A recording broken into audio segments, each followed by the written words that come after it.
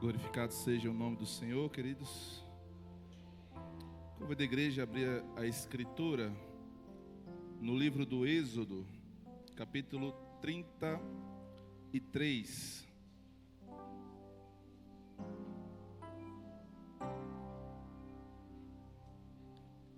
Livro do Êxodo, capítulo 33, é o segundo livro da Bíblia, irmãos. Está bem facinho de achar aí.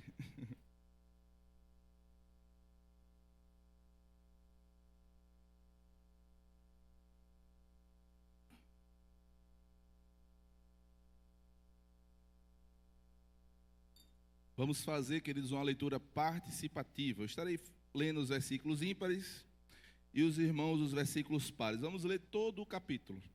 Vai até o versículo 23. Todos encontraram, irmãos? Diz assim a palavra do Senhor.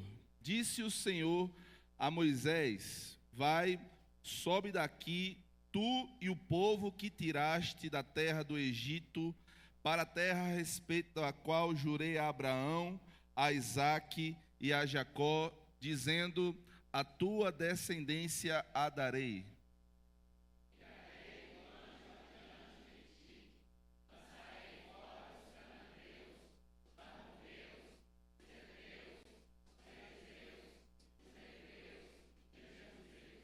Sobe para uma terra que mana leite e mel. Eu não subirei no meio de ti, porque és povo de dura cerviz, para que não te consuma eu no caminho.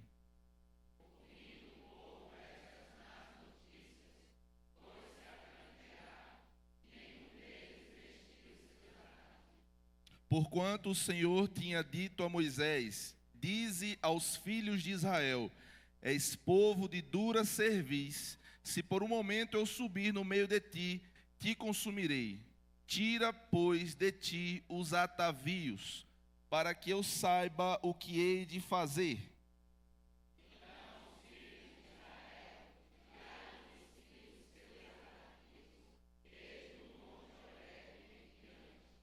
Ora, Moisés costumava tomar a tenda e armá-la para si, fora bem longe do arraial, e lhe chamava a tenda da congregação. Todo aquele que buscava o Senhor saía à tenda da congregação, que estava fora do arraial.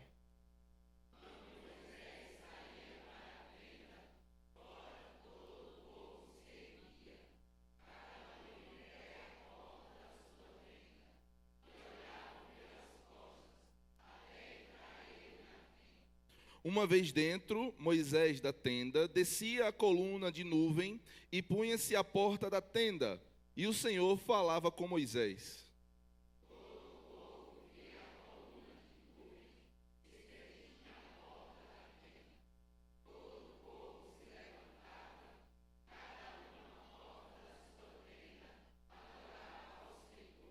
Falava o Senhor a Moisés face a face, como qualquer fala a seu amigo.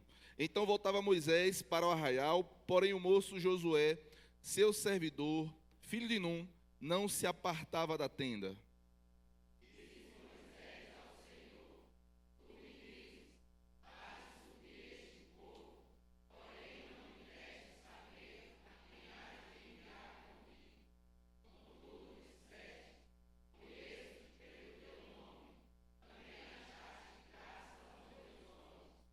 Agora, pois, se achei graça aos teus olhos, rogo-te que me faças saber neste momento o teu caminho, para que eu te conheça e ache graça aos teus olhos, e considera que esta nação é teu povo.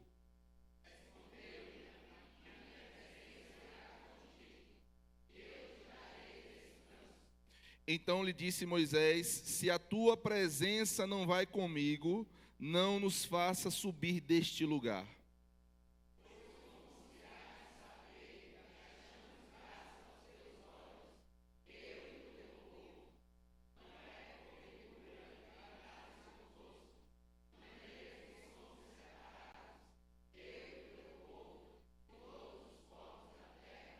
Disse o Senhor a Moisés: farei também isto que disseste, porque achaste graça aos meus olhos, e eu te conheço pelo teu nome.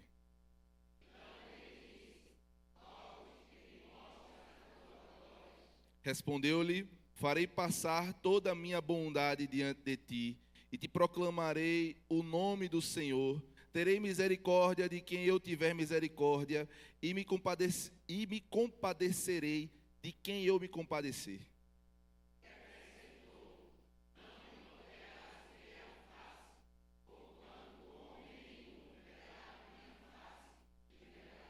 Disse mais o Senhor: eis aqui um lugar junto de mim, e tu estarás sobre a penha.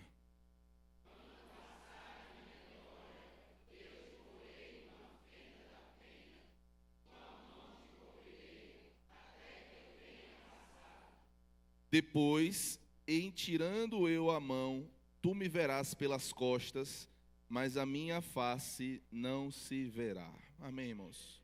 Podem sentar, que o Senhor nos ilumine nessa noite para a exposição da sua palavra.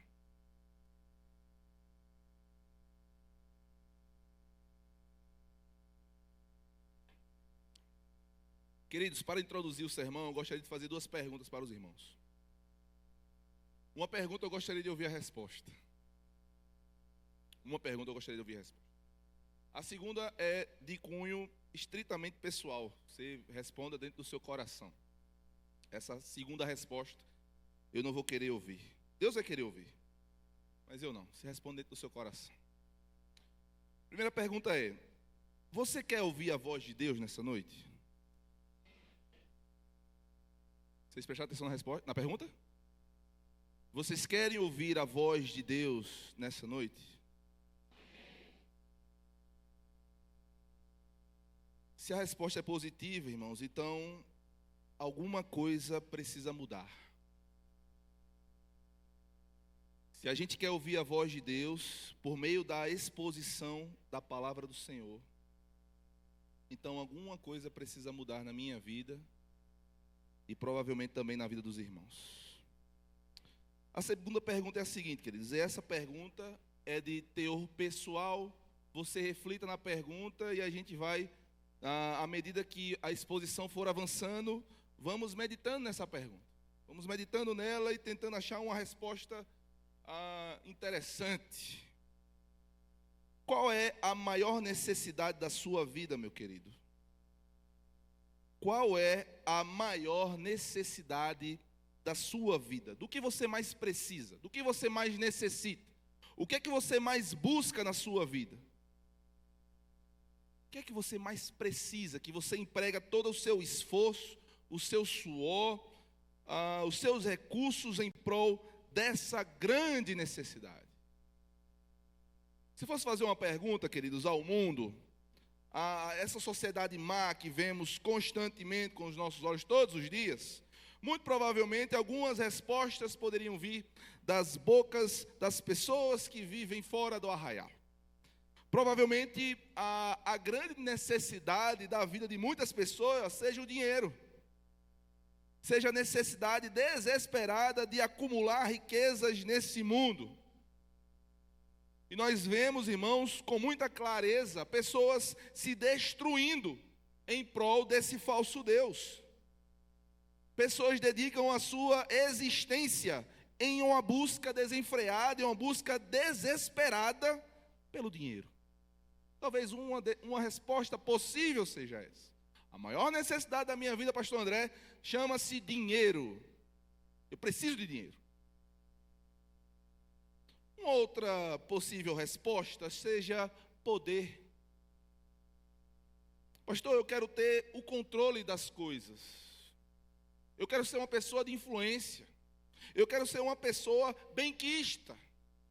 Eu quero que as pessoas me respeitem onde eu estou. A maior necessidade da minha vida, pastor André, é ter o controle, é ter poder, é ter influência, ser uma pessoa poderosa.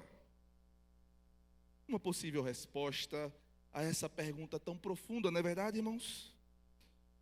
Ou talvez você seja uma pessoa mais viajada. Você pode dizer: não, pastor André, a maior necessidade que eu tenho é de conhecer o mundo, conhecer as praias do Nordeste, conhecer a Disney, conhecer a Torre Eiffel, o Japão, os lugares mais inóspitos da terra. Eu tenho a necessidade de conhecer lugares. Ou talvez uma outra resposta seja: não, pastor, a maior necessidade que eu tenho na minha vida é de casar. Eu preciso achar um marido, eu preciso achar uma esposa, eu preciso casar, é a necessidade da minha vida. Eu vivo em prol disso. Talvez um solteiro desesperado possa falar isso, né? Ou talvez você que seja casado e ainda não tem filhos, talvez sua resposta seja: não, pastor André, a maior necessidade da minha vida é ter filhos. Eu preciso deixar uma descendência. Eu preciso ter um filho para cuidar, para criar, para colocar no colo e educar nos caminhos do Senhor. Eu preciso, mesmo o que eu mais necessito na vida, é ter um filho. Ou talvez, uma outra resposta possível, uma pessoa doente aqui nessa noite possa dizer: a maior necessidade que eu tenho, pastor André, é de saúde. Estou no médico quase toda semana, quase todos os dias, perdido em doença. A maior necessidade da minha vida, pastor André, é a saúde. Dinheiro, poder, viagens, casamento, filhos, saúde. O que mais? O que mais podemos colocar nessa lista? Poderíamos, irmãos, tranquilamente passar a próxima 1 hora de pregação falando de exemplos de necessidades que as pessoas podem colocar como a necessidade última da sua vida, como a necessidade última da sua existência. Entretanto, queridos, olhando esse texto que acabamos de ver, Êxodo 33, uma proposta que esse texto tem a nos apresentar é uma só. A maior necessidade que o povo de Deus tem é da presença de Deus. A maior necessidade que o povo de Deus tem é de ter a presença de Deus na sua vida. E eu não sei, querido, qual foi a resposta que você deu quando eu fiz essa segunda pergunta. A primeira pergunta eu vi você dizendo que queria ouvir a voz de Deus. Mas eu não sei dizer, e apenas o Espírito Santo vai saber dizer, se a segunda resposta foi Deus. Se a segunda resposta foi a presença de Deus. Se a segunda resposta foi Cristo na minha vida. E se não foi, se essa resposta não foi, e não me interessa qual foi a sua resposta, mas se a sua resposta não foi essa, eu te convido a olhar o texto e se arrepender dessa resposta que nós demos nessa noite. Perceba, irmãos, a primeira coisa que eu gostaria de ver está nos versículos 1 até o versículo 3. E a primeira coisa que esse texto nos apresenta é que ter a presença de Deus não é o mesmo do que ter as bênçãos de Deus. Porque às vezes a gente confunde. Ter a presença de Deus não é a mesma coisa do que ter as bênçãos de Deus. O que eu quero dizer com isso? Não é significado de estar na presença de Deus, não é significado, não é sinônimo de estar de ter as bênçãos do Senhor, não é sinônimo de eu estar na presença de Deus. Eu posso ter as bênçãos e ainda assim não estar na presença. A gente vai ver isso nos 3 primeiros versículos. Olha o texto, por favor, irmãos. Disse o Senhor a Moisés: sobe daqui, tu e o povo que tiraste da terra do Egito, para a terra a respeito da qual jurei a Abraão, a Isaque e a Jacó, dizendo: a tua descendência darei essa terra. Enviarei o anjo adiante de ti. Lançarei fora os cananeus, os amorreus, os heteus, os ferezeus, os heveus e os jebuseus. Sobe para uma terra que mana leite e mel. E o versículo 3 finaliza dizendo: eu não subirei no meio de ti. Pelo menos aqui nesses 3 versículos, irmãos, eu gostaria de fazer 3 considerações com vocês. A primeira é que Deus, ele, a despeito do coração do povo de Israel, e perceba que Deus está aqui irado com Israel, principalmente pelo que aconteceu no capítulo 32, nós vamos olhar daqui a pouquinho esse capítulo.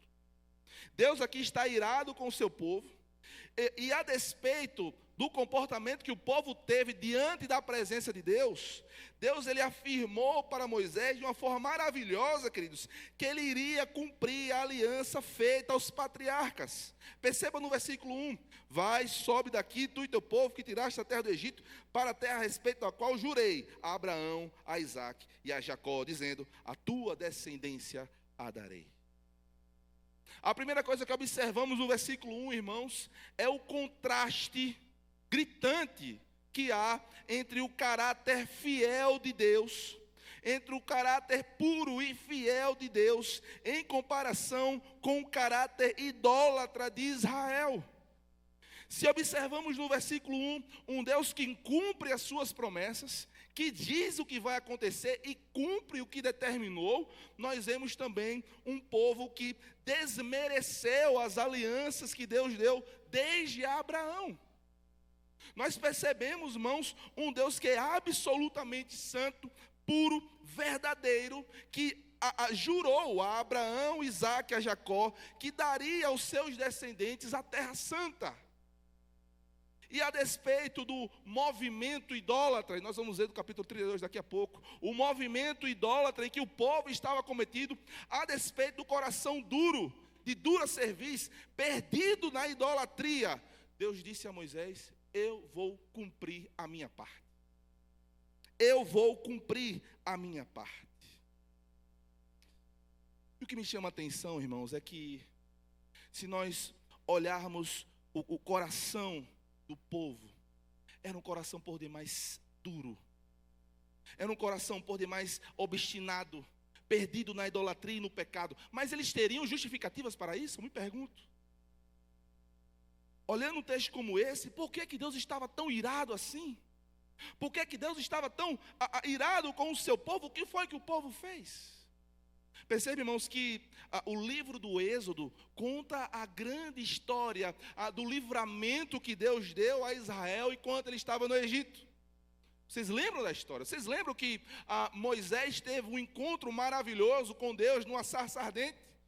A palavra do Senhor vai dizer que Moisés, enquanto estava cuidando das ovelhas de Jetro, ele olhou e uma sarça estava pegando fogo. E aquela cena chamou a atenção de Moisés, e Moisés se aproxima. Ele percebe que a planta está com fogo, mas as folhas não estavam queimando. E perceba que a sarça era uma planta que muito facilmente ela poderia ser queimada. Mas aquela sarça tinha algo diferente. O fogo que estava naquela sarça era muito diferente. Naquela sarça tinha nada mais, nada menos, irmãos, do que a presença de Deus. E diz o texto que, na medida que Moisés se aproxima da sarça, ele escuta uma voz dizendo: cuidado, porque você está em terreno perigoso. Cuidado, Moisés, porque o pé onde você está pisando é terra santa. Tire as sandálias dos pés. Tire as sandálias dos pés, porque a minha presença está aqui e você pode morrer. E diz o texto que Moisés começa a dialogar com Deus na sarça, e Deus dá uma missão a Moisés: volte para o Egito e diga ao povo que o Deus de Abraão, de Isaque e de Jacó, o Deus da aliança, o Deus fiel, justo e verdadeiro, Ele vai libertar o seu povo das garras do Egito. E Moisés vai e fala com Faraó. Faraó endurece seu coração e não quer libertar o povo. E a consequência disso são as famosas 10 pragas, como nós já conhecemos. 10 pragas foram necessárias para que o povo de Deus fosse liberto do jugo egípcio. E o povo é libertado.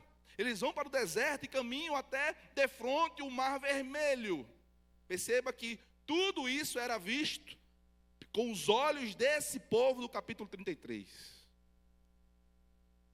Estão diante do Mar Vermelho e nas suas costas o exército de Faraó. O que vamos fazer? Moisés ora a Deus, e Deus diz: por que está orando a mim? Marche, manda o povo que marche. Diz a palavra que o mar ele se abre de um lado ao outro, e no meio havia um caminho seco. E o povo de Israel passou pelo Mar Vermelho, queridos, com o pé seco. Ele não molhou sequer a planta do pé, passando pelo meio do Mar Vermelho. E depois que eles passaram, Deus fez com que o mar fechasse e destruísse completamente o exército de Faraó. O povo agora viu um outro milagre. Ele viu as 10 pragas, viu agora o mar se abrindo, ele viu a Deus em uma coluna de fogo, de noite e de dia viu uma nuvem protegendo contra o sol. O povo no deserto vê Deus mandando cordonizes. O povo vê no deserto Deus transformando águas amargas em águas doces. O povo vê no deserto Deus sustentando as suas roupas e as suas sandálias durante toda aquela peregrinação. Mas a despeito, irmãos, dos grandes milagres e maravilhas que Deus fez a esta geração, o povo continuou duro, com o coração duro, com o coração de dura cerviz, deu as costas ao Deus de Israel. Por isso que Deus está virado. Por isso que Deus está virado. Porque a resposta que o povo deu às maravilhas executadas por Yahvé foi virar as costas para ele e adorar um falso Deus. Qual é a sua maior necessidade, meu irmão? Qual é a sua maior necessidade, meu querido? Irmãos, hoje eu afirmo sem medo, provavelmente estamos vivendo na pior geração possível. Jesus vai dizer que nos últimos dias o amor de muitos iria se esfriar. As pessoas não querem Deus. E perceba, não estou nem falando do mundo. Estou falando de um povo que se diz povo de Deus. Porque o que mais vemos hoje nos cultos é uma pregação que não é cristocêntrica. É uma pregação que se volta para as necessidades do coração do homem. O que mais vemos são músicas que exaltam as necessidades das pessoas em detrimento da glória e da presença de Deus. Provavelmente, irmãos, a geração de hoje repetiria os erros cometidos por Israel no deserto, se não for pior. Se não for pior. Mas uma pergunta eu preciso fazer no versículo 1, queridos. Uma pergunta nós precisamos fazer no versículo 1. Do que adianta ter a concretização das promessas de Deus sem ter a presença de Deus? Do que adianta Deus fazer a parte dele, se ele afirma no versículo 1, queridos, que a presença dele não estaria com o povo? De que iria adiantar o povo estar na terra tão sonhada, tão prometida, tão almejada, se o Deus dos céus não estava com ele? Se o Deus do céu não estava com o povo? Do que adianta ter as bênçãos se eu não tenho Deus da bênção?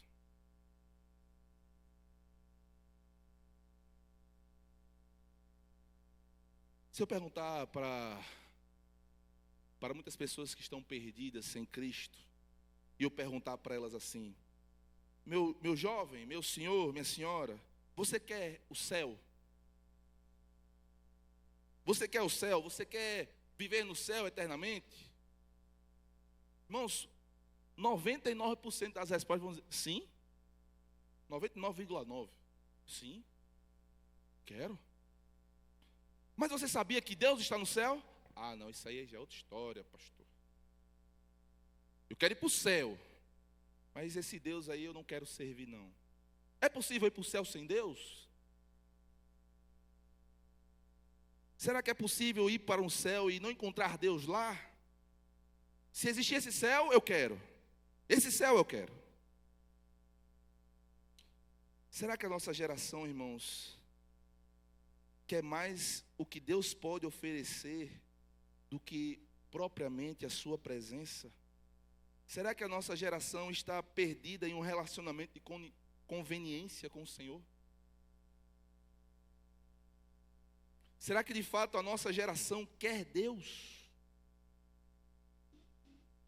Qual é a nossa maior necessidade, irmãos? Qual é a maior necessidade, o que mais precisamos?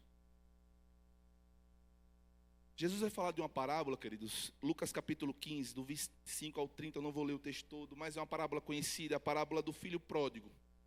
Vocês conhecem a parábola?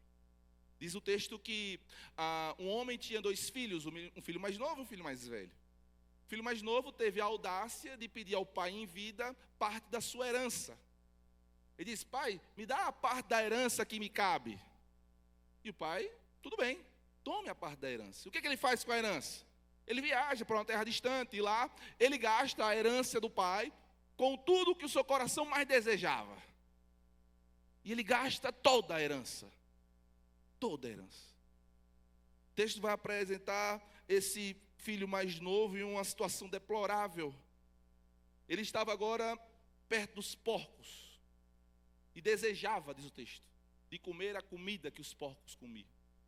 E até que ele se lembra que na casa do pai dele, os empregados eles eram tratados de uma forma muito melhor. E ele decide então voltar ao pai e pedir um emprego. Pai, me empregue, me coloque como um dos seus criados, porque pelo menos assim eu posso comer de uma forma digna. E ele vai com essa ideia e se encontra com o pai e por incrível que pareça, o pai recebe o filho mais novo. E ele diz: pai, me coloca, eu pequei diante do céu perante ti, não sou digno de ser chamado teu filho, me trata como um dos teus empregados. O texto vai apresentar um pai, irmãos, que abraça esse filho e troca suas vestes, coloca vestes novas, umas sandálias novas. Ele coloca um anel no dedo do filho. Ele não trata o filho como um dos empregados, mas trata o filho como o seu filho. E o chama para dentro de casa e faz uma festa e mata um novilho cevado, um novilho gordo. Chama os empregados, começa as danças e as músicas. Mas perceba, queridos, aquele homem tinha 2 filhos. Essa é a situação do filho mais novo. E o filho mais velho? O filho mais velho estava trabalhando na casa do pai. E diz o texto que, enquanto ele estava trabalhando, ele começa a ouvir a música e as danças. E ele fica curioso, o que é que está acontecendo? E pergunta aos empregados, o que está havendo? E os empregados vão dizer ao filho mais velho: não, o teu filho, o teu irmão mais novo, que gastou a herança do pai com tudo que o seu coração mais desejava, ele voltou arrependido e o seu pai o recebeu de volta. E colocou vestes novas nele, sandálias nos seus pés e um anel no dedo, e mandou matar um novilho cevado, e está agora comemorando o retorno do seu irmão. O versículo 28 vai dizer: quando o filho mais velho escuta essa notícia, perceba o que ele fala. Perceba o que o texto diz. Ele se indignou. Ele se indignou e não queria entrar.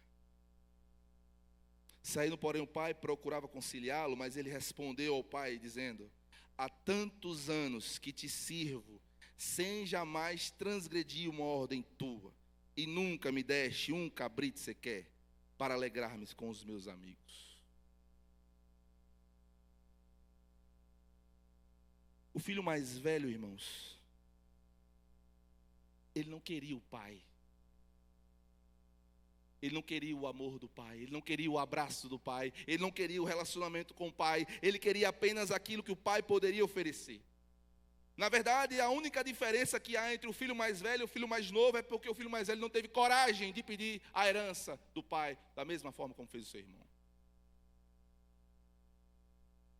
E quantos filhos mais velhos nós não vemos na nossa geração? Que tratam Deus como se fosse um ser de objeto de barganha. Vou fazer isso porque Deus vai fazer aquilo. Vou para a igreja porque Deus vai me abençoar dessa forma. Vou fazer missões porque Deus está vendo e Ele vai me recompensar. Por que é que eu sirvo a Deus? Eu sirvo a Deus única e exclusivamente por Deus? Ou por aquilo que Ele pode me dar? Por que que Israel estava nessa situação? Por que que o povo de Deus estava com o coração tão perdido na idolatria? Por que, irmãos? O povo queria apenas os milagres. Eles queriam as nuvens, as cordonizes, as águas doces. mas não queriam Deus. Não queriam Deus. O versículo 2 nos mostra outra consideração. Nada pode substituir a presença de Deus. Olha o versículo 2. Enviarei o anjo diante de ti. É o que ele diz. Enviarei o anjo diante de ti.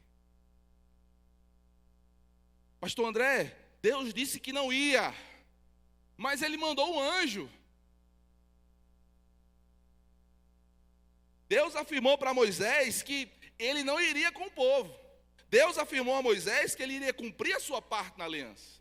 Deus afirmou com Moisés que ele é fiel e que mesmo o povo em rebeldia, ele iria cumprir os termos da aliança. E ele disse que não iria com o povo, mas ele colocou um substituto, ele colocou o anjo. Então está tudo bem. Se o anjo está comigo, está tudo bem.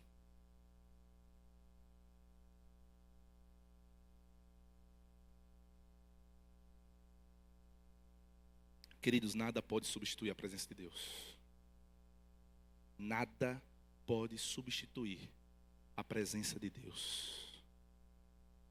O anjo não é Deus. O anjo, a presença do anjo, não é, aqui no texto, a presença de Deus. Mas às vezes, irmãos, o nosso coração duro, mal, nós tentamos substituir Deus vez por vez. Nós colocamos anjos dentro do nosso coração, em detrimento da presença de Deus. Nós colocamos ídolos e falsos deuses. Está tudo bem. O anjo está com a gente. Está tudo bem. Deus está cumprindo a parte dele. Não tem problema não estar cumprindo a minha. Deus está fazendo a parte dele. Está tudo bem. O anjo está com a gente. Olha o anjo lá. Está tudo bem.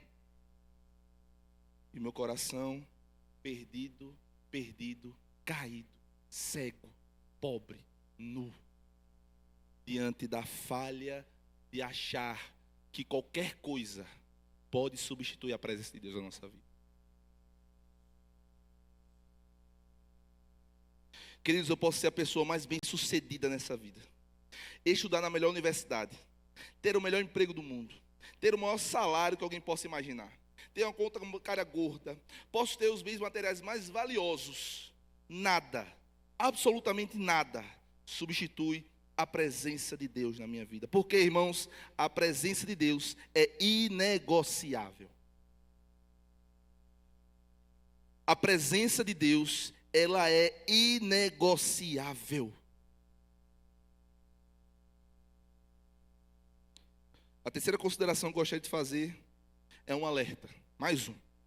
Cuidado. Tudo ir bem não é sinônimo de que Deus está comigo. Terceira consideração. Cuidado. Tudo ir bem não é sinônimo de que Deus está comigo. Olha o versículo 2 e versículo 3, por gentileza. Enviarei o anjo diante de ti, lançarei fora os cananeus, os amorreus, os heteus, os ferezeus, os heveus, os jebuseus. E pode botar vários eus aí, quantos eus você quiser. Sobe para uma terra que mana leite e mel. Parece que está tudo bem, não é verdade?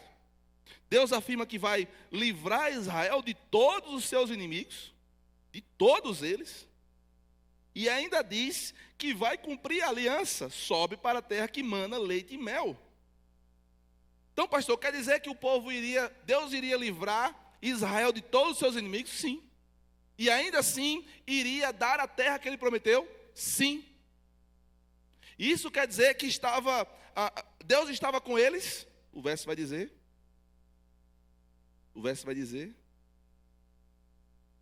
eu não subirei no meio de ti. Versículo 3. Eu não subirei no meio de ti, porque és um povo de dura cerviz.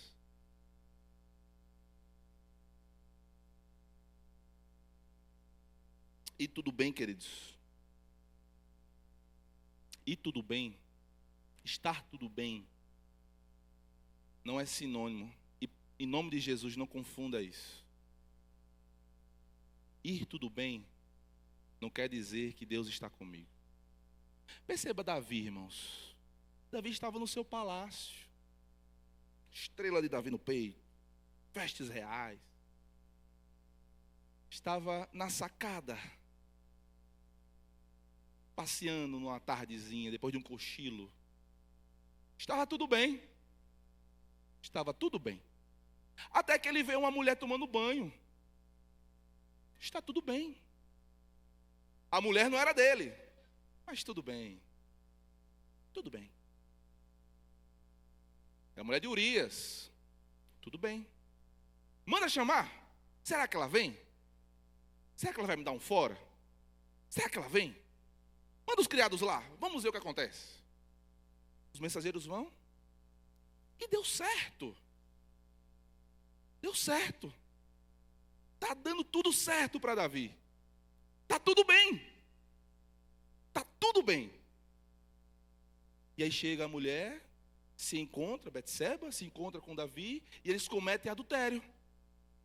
Está tudo bem. Tudo maravilhosamente bem. Ah, mas calma aí, eu vou ter que me livrar do marido dela. Está tudo bem. Vou mandar assassinar Urias, o meu servo fiel. Está tudo bem.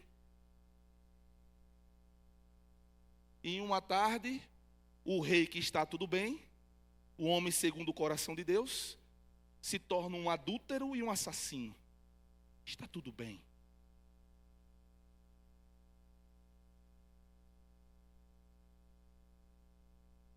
Vamos avançar no texto, irmãos. Versículo 3b. Eu não subirei no meio de ti, porque és um povo de dura cerviz, para te não consumir eu no caminho. A segunda consideração, o segundo ponto desse sermão. Se nós queremos, irmãos, ter a presença de Deus, o pecado precisa sair. Se eu quero ter a presença de Deus, irmãos, na minha vida, o pecado precisa sair. Eu não subirei no meio de ti, porque és povo de dura cerviz, para que eu não te consuma no caminho. Perceba que Deus está ainda sendo gracioso com Israel.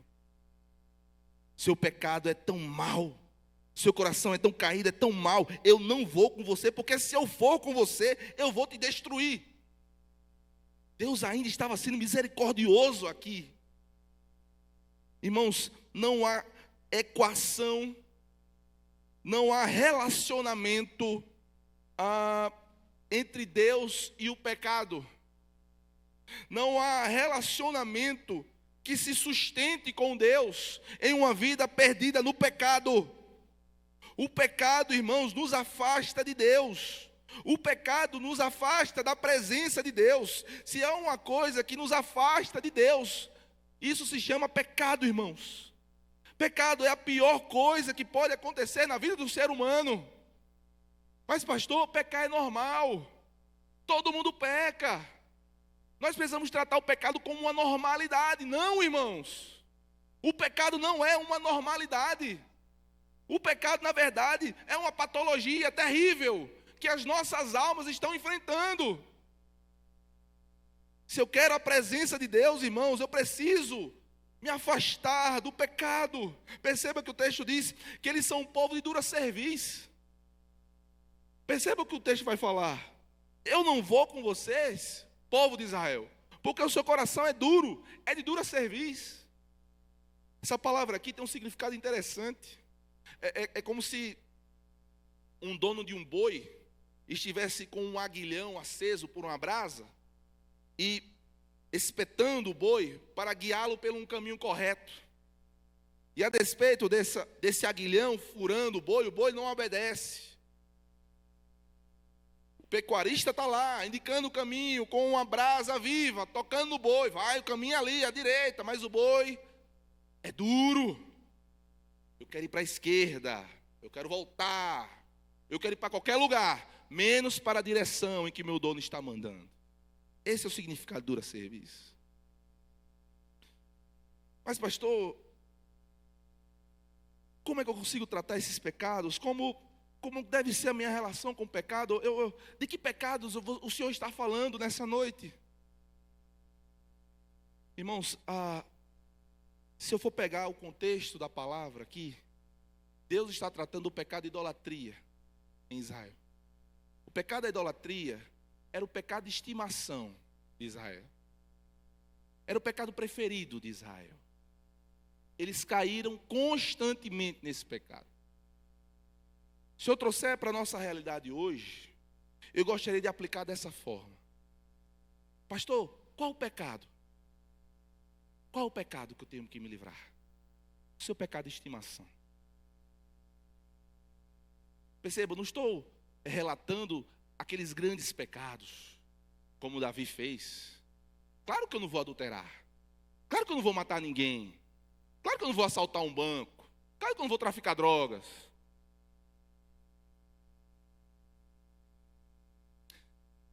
Se você for, irmãos, vocês conhecem o Serrote do Urubu? Conhece o Serrote do Urubu? É grande, né? Você vai chegar de frente ao Serrote do Urubu e tropeçar nele? Não. Por quê? Porque ele é grande. Eu vejo de longe. Eu vejo o perigo dele de longe. Mas são, queridos, nas pequenas pedras que eu tropeço. Imagine você caminhando. Você já tomou uma topada na rua? Acho que todo mundo já tomou uma topada, né? De arrancar a cabeça do dedo. É horrível, né, irmãos? Horrível. Antigamente tinha um negócio chamado metiolate, né? Que ardia. Hoje em dia, gourmetizaram o metiolate, né? Não arde mais não, metiolate. Mas na minha época, eu era guri, arrancava a cabeça do dedo, jogando bola de paralelepípedo e juazeiro. Mãe aplicava o metiolate lá sem dó. E ardia. Mas eu não vi. Eu não vi. Eu estava cego, eu não vi o buraco na minha frente, eu não vi aquela pequena pedra, eu não vi. Exatamente. Aqueles pecados, irmãos, que não percebemos. Aquelas pedrinhas no caminho. Porque o crente, quando vê uma pedra grande chamada pecado, ele vai desviar. Ou então a gente vai questionar se essa pessoa é crente ou não. Se o crente está vendo uma grande pedra chamada pecado na sua frente, e ele está querendo agarrar a pedra e levar ela consigo, aí é uma outra consideração. Mas o crente cai nas pequenas pedras. Eu não vi. Eu caí. Pequenas pedras nos fazem cair. Pequenos buracos. Pequenas deformidades no caminho. Na minha visão é pequena, né? Na minha visão. Mas ela tem poder para me derrubar.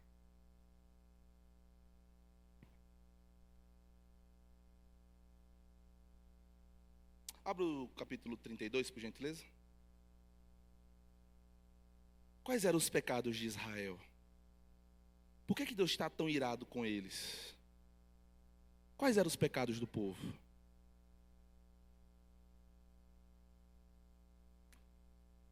Mas vendo o povo que Moisés tardara em descer do monte, acercou-se de Arão e lhe disse: levanta-te, faze-nos deuses que vão diante de nós. Pois quanto a esse Moisés, o homem que nos tirou do Egito, não sabemos o que lhe terá sucedido. O primeiro erro de Israel, no contexto do capítulo 32, é que ele não respeitou a liderança de Moisés. É o que nós vemos no versículo 1. Não há, irmãos, como conciliar a presença de Deus nas nossas vidas em um ambiente onde a liderança constituída por Deus não é posta em respeito.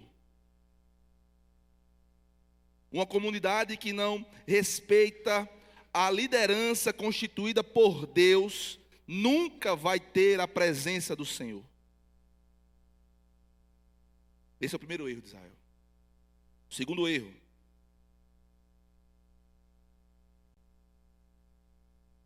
versículo 2: disse-lhe Arão: tirai as argolas de ouro das orelhas de vossas mulheres, vossos filhos e vossas filhas, e trazei-mas. Então todo o povo tirou das orelhas as argolas e as trouxe a Arão. Este, Arão, recebendo-as das suas mãos, trabalhou o ouro com burril e fez dele um bezerro fundido. Então disseram: são estes, ó Israel, os teus deuses que te tiraram da terra do Egito. Se há uma consideração num povo que não respeitou a liderança de Moisés, há uma consideração também aqui, irmãos, em uma liderança infiel. Uma liderança infiel ao Senhor também afasta a presença de Deus do meio do povo e faz o povo pecar. E perceba, irmãos, talvez vocês não tenham percebido na leitura do texto, mas o que Arão fez foi algo nojento. Pastor, nojento, sim. Perceba que ele pede para as pessoas tirarem as argolas das orelhas, as joias das orelhas, as joias de ouro. Que joias são essas? Vocês estão no deserto. Que joias são essas, pastor André? Vocês estão no deserto, lá no deserto tem ourives lá, tem alguma joalheria lá embaixo do Sinai? Não. Essas joias aqui, eles conquistaram do Egito, como despojo de guerra. Perceba o que diz aqui. Êxodo 3:22, cada mulher pedirá à sua vizinha, à sua hóspeda, joias de prata e joias de ouro, e vestimentas, as quais poreis sobre seus filhos e sobre as suas filhas, e despojareis os egípcios. O que Arão estava fazendo aqui é pegando o despojo, era pegando o troféu, o símbolo da vitória de Deus contra o Egito, e transformando em um falso Deus. O que Arão fez aqui foi pegar, irmão, a bênção de Deus e transformar num falso Deus. E transformar num ídolo no seu coração. Uma liderança infiel. Se um povo que não respeita a liderança constituída por Deus, afasta a presença dele, uma liderança que não é fiel, também tem essa terrível capacidade de afugentar, de afastar a presença de Deus do meio do povo. A outra coisa, irmãos, do 5 ao 6, nós vamos ver algo terrível. Arão, vendo isso, edificou um altar diante dele e, apregando, disse: amanhã será festa ao Senhor. No dia seguinte, madrugaram e ofereceram holocaustos e trouxeram ofertas pacíficas, e o povo assentou-se para comer e beber, e levantou-se para divertir-se. O povo começou a adorar um falso.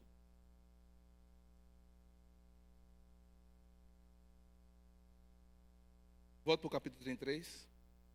Já estou terminando o sermão. Do versículo 4 ao 6, irmãos, nós temos uma consideração a fazer. O arrependimento é necessário para se ter a presença de Deus. Se o segundo ponto nós evidenciamos que há a necessidade de nós nos afastarmos do pecado, não importa qual seja o pecado, os grandes ou os pequenos, mas precisamos nos fugir deles. A consequência lógica que nós vemos do versículo 4 a 6 é a necessidade do arrependimento. O povo ouviu as más notícias, diz o versículo 4. O povo ouviu as más notícias, Deus não vai conosco. Apesar de Deus nos livrar dos inimigos, apesar de Deus nos dar a terra, Deus disse que não iria, apesar de Deus dar um anjo, Deus disse que não iria conosco. Aquelas notícias fizeram com que o povo chorasse e pranteassem. E o que me chama a atenção aqui é que nenhum deles vestiu os atavios. Por que não vestiu os atavios? Os atavios são as joias, tá, irmãos? As joias do 32. As joias do 32. Eles tiraram essas joias. Por quê? Porque no versículo 5, Deus disse a Moisés e mandou que o povo tirassem essas joias. Se eu quero a presença de Deus, algo precisa ser arrancado de mim. Algo precisa ser tirado de mim. Percebe, irmãos, que é como se Deus estivesse, é como se um noivo estivesse falando para a sua noiva: tire a fotografia desse homem da sua carteira, minha noiva. Perceba a seriedade das palavras. Retirem os atavios. Não quero mais você usando essas joias. Essas joias se transformaram no símbolo da sua idolatria. Retire os atavios. Quais são os atavios que eu preciso tirar da minha vida, irmãos? Quais são as joias que eu preciso tirar do meu coração, irmãos? Se eu quero ter a presença de Deus, alguma coisa precisa ir embora. Alguma coisa precisa ir embora. Versículo 7 ao 11, a presença de Deus deve ser desejada. A presença de Deus deve ser desejada, como uma corça anseia pelas torrentes das águas. Assim a minha alma anseia por ti, diz o salmista. Irmãos, se Israel desejava o bezerro de ouro, Deus convida o seu povo a arrancar do seu coração as joias impuras. Deus convida o povo a arrancar o bezerro de ouro, não apenas do arraial, mas dos seus corações. E do contrário, que esse povo comece a desejar a presença de Deus. O desejo, a presença de Deus, é um fruto do arrependimento verdadeiro.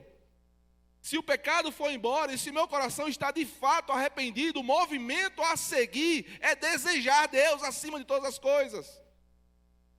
O movimento normal, corriqueiro, que seria após o movimento de arrependimento, é querer Deus acima de todas as coisas. E é exatamente isso que o povo buscou aqui. Eles acharam um local de arrependimento. Diz o texto que Moisés ele se encontrava com o Senhor na tenda da congregação. E era um relacionamento próximo, face a face. E diz o texto que quando Moisés ia à tenda da congregação, todo arraial também saía nas tendas e começavam a adorar ao Senhor, na medida em que Moisés se encontrava face a face com Deus. Último ponto, irmãos, já avancei demais o tempo. Nós vamos encontrar do versículo 12 ao versículo 23. Apenas por meio de Cristo a igreja tem a presença de Deus. Do versículo 12 ao 23, nós vamos ver que Moisés, ele roga a Deus para ter a sua presença. E perceba, irmãos, que essa mediação que Moisés, ele executa aqui em todo o percurso do Sinai, é um sinal, é uma ilustração, é uma imagem, é um tipo do que Cristo faria em nosso favor. Se antes, para ter a presença de Deus, eu precisava de um sumo sacerdote, como nós vamos ver no avançado Pentateuco, eu só poderia estar na presença de Deus, só apenas o sumo sacerdote poderia estar na presença de Deus, e para eu ter o perdão dos meus pecados, eu precisaria, pelo menos uma vez no ano, entregar um holocausto em sacrifício, para perdão dos meus pecados. Quando eu olho um texto como esse, irmãos, não há como não lembrar do que Cristo fez em nosso favor. Na cruz do Calvário ele morreu, uma morte sangrenta. Ele foi o grande sacrifício. E diz a Escritura, quando ele completou esse sacrifício, o véu do templo ele se rasga de alto a baixo. Ao passo que agora, em Cristo Jesus, da mesma forma como o povo de Israel teve a presença de Deus por meio de Moisés, a igreja do Senhor pode ter a presença de Cristo e a presença do próprio Deus por meio da cruz. Olhando para a cruz, se o povo olhando para Moisés conseguia alcançar o arrependimento e alcançar o favor de Deus, olhando para a cruz do Calvário, olhando para Cristo e por derramar do seu sangue, todos aqueles que creem na pessoa do Cristo de Deus têm também agora acesso direto à presença de Deus. Aplicações? Você que está nessa noite, irmão, e que não deseja a presença de Deus, duas coisas podem estar acontecendo. Primeira coisa, se você está aqui e não deseja a presença de Deus, provavelmente Cristo não te salvou ainda. Porque todo crente deseja a presença de Deus. Todo crente deseja ardentemente ter a presença de Deus. Mas talvez você, meu querido, seja salvo nessa noite. Mas por meio das dificuldades do dia a dia, dos sofrimentos, das lutas diárias, talvez a presença de Deus não esteja no top one da sua lista de prioridades. O texto nos convida, irmãos, a nos arrepender desse pecado terrível.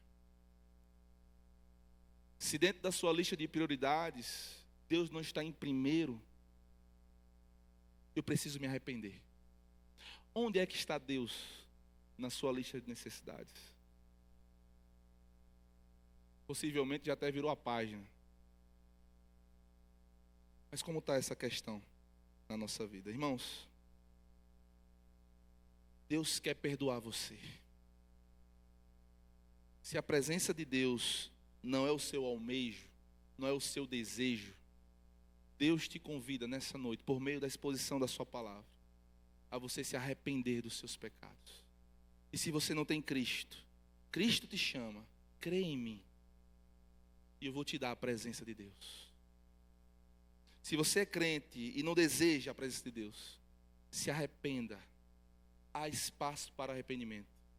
Sempre há uma tenda da congregação. E a tenda da congregação pode ser dentro da minha casa, pode ser dentro do meu coração. E eu posso me encontrar com o Senhor. Feche seus olhos. Senhor, eu quero te louvar e bendizer o teu nome, porque o Senhor é bom e as suas misericórdias duram para sempre, Senhor.